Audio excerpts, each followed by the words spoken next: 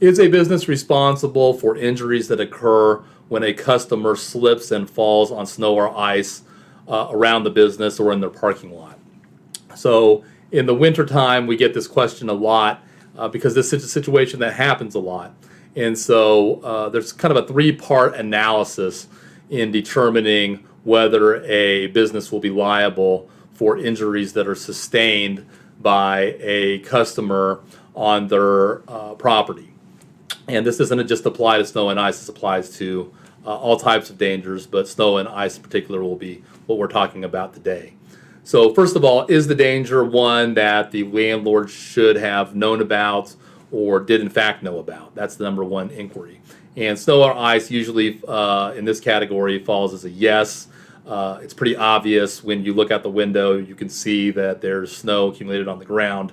There's also weather forecasts that tell you what the weather is going to be like the next day. So if there is going to be a likely chance that snow is going to accumulate, then when you open for business, you need to make sure that you have safe conditions for your customers to be able to get into your property to do business there.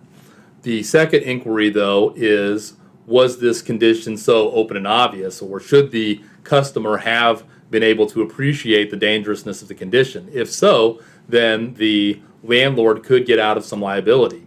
So if the parking lot is smooth as glass because it's covered in ice, then it's going to be very difficult for the customer to then say, well, the landlord should be responsible, when the customer should have known just by looking at it that it was going to be a treacherous 50-yard walk from the car to the entrance of the business.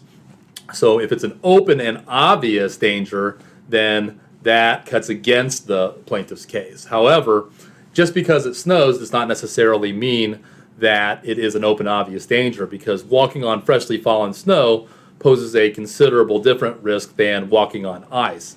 And a lot of times what happens is if you have a business that does not regularly maintain its walkways, you have snow that's accumulated that hasn't been shoveled or hasn't been removed, then the customers that do walk on it over and over again, the pressure from walking on it causes that snow to freeze and refreeze, and eventually it becomes a sheet of ice that can then be covered by freshly fallen snow. And so a person walking in that walkway where they're supposed to be walking doesn't appreciate how slippery it actually is, because it's a hidden danger that could have been taken care of by the property owner, but they didn't do it. And so if a person walks on that, especially if it's up an incline or a grade, and then they slip and fall and injure themselves, then the landlord or the business owner is going to have a much more difficult time with that type of case.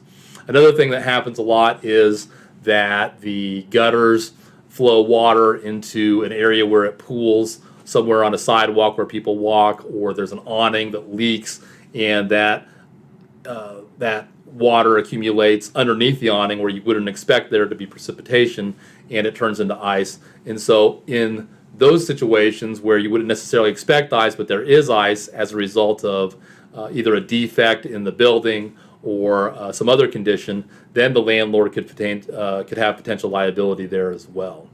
And then finally, what the landlord tries to do, or what the business owner tries to do in terms of mitigating that risk for the customer, is also very important. So did the landlord or did the business owner hire a landscape company to regularly plow the sidewalk or the parking lot every morning? Did they salt every morning? Did they have a customer, or did they have an employee that was assigned to shoveling the sidewalk every hour and salting the sidewalk every hour and mopping the inside of the entrance where precipitation was being brought in from the outside? And did they have a wet floor sign there showing everybody that this was a slippery area?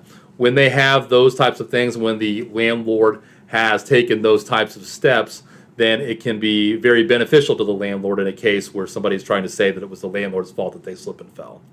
So in conclusion, when we're talking about businesses, it's very important that you regularly remediate accumulated snow and ice. Make sure that you're shoveling the walkways and clearing the paths and salting the areas where people are going to be walking. Also, very important to make sure that even though you think it's open and obvious that it's going to be slick in a certain area, go ahead and put that yellow sign out and make sure that the markings are clear that this area is slippery. There's nothing worse for a plaintiff's case than to show a video of the plaintiff walking into the store and slipping and falling right beside a wet floor sign. So make sure that you're warning your customers, because you don't want your customers to get hurt. Make sure you're warning them of any potentially dangerous situations that may be existing in your business. And then for customers, 100% make sure that you are careful when you walk and that you're taking precautions for your own safety. If it's clear that a situation is very icy, then don't walk on it. And another thing that's very bad for plaintiffs is the video surveillance that shows the person falling, and while they're falling, they were looking on their phone, or they're carrying a million packages, or they have a cup of coffee, and they're otherwise just not taking their own protection seriously. So if you have a case where you have fallen and were injured as a result of snow or ice, and you want a free case evaluation where we can talk about some of these issues and others that maybe you haven't thought about, please feel free to give us a call. We're happy to take a look at it and discuss your case. These injuries can be very, very serious. Oftentimes they result in sprains, severe sprains, or even tears of muscles, tendons, ligaments, and can require surgery and things like that, or broken bones or concussions. And so these cases are not just cases that are for just small bruising and things like that. These cases can be very, very serious. And it's important to get an attorney right away so that the attorney can contact the business and preserve evidence that could be critical for your case. So hopefully you can give us a call.